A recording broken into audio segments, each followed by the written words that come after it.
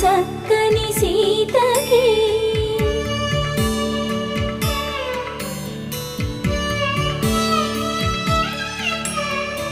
ఎర్ర జాబిలి చేయి రాముడేడని అడుగుతుంటే